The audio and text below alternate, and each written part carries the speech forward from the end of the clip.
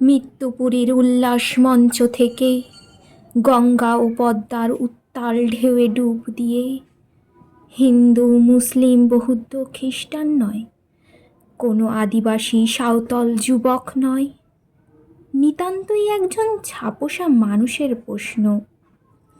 আপনি কি আপনার এই স্বপ্নের ভারতবর্ষকে দেখতে পাচ্ছেন, নেতাজি? আমাদের পেটে দাউ দাউ করে জ্বলছে খিদে, রান্নার গ্যাস থেকে, ইলেকট্রিক বিল থেকে, চাল ডাল তেল নুন পেঁয়াজের খোসা থেকে, জঙ্গলের পাতা থেকে, পরাজয়ের গ্লানি থেকে, জ্বলন্ত ইটভাটার সামনে ক্ষুধার্ত শিশুর শ্রমিকটির মতো জ্বলে উঠছে আমাদের হতাশা। আপনি কি আপনার এই স্বপ্নের ভারতবর্ষকেই দেখতে চেয়েছিলেন, নেতাজি?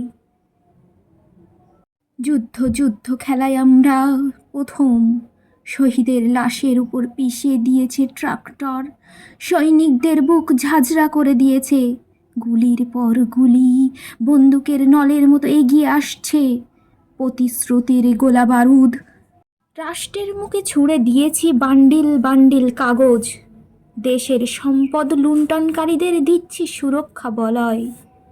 এই অস্থির সময়ে ভয়ঙ্কর গর্জন আপনি কি শুনতে পাচ্ছেন, নেতাজি? হাজার হাজার কোটি টাকায় আমরা মনোরম মূর্তি গড়েছি, ধর্মের জন্য বানাচ্ছি মন্দির মসজিদ গির্জা, জ্বলন্ত রাজপথে পুড়িয়ে দিচ্ছি মানুষ, মৃত সন্তানের মুখ অন্ধকারে হাতড়ে বেড়াচ্ছে হতভাগ্য পিতা, যন্ত্রণায় কুঁকড়ে যাওয়া এই জননীর কান্না আপনি কি শুনতে পাচ্ছেন, নেতাজি? আপনি কি জানেন লক্ষ কোটি লাশের মতো কত বেকার? আমাদের সম্পদ কারা লুণ্ঠন করে খাচ্ছে? প্রতি মিনিটে ধর্ষিতার সংখ্যা কত? আপনার এই স্বপ্নের দেশের মাটিতে খাদ্যের অভাবে বিনা চিকিৎসায় প্রতিদিন কত কৃষক আত্মহত্যা করে, আর কত রক্ত দিতে হবে?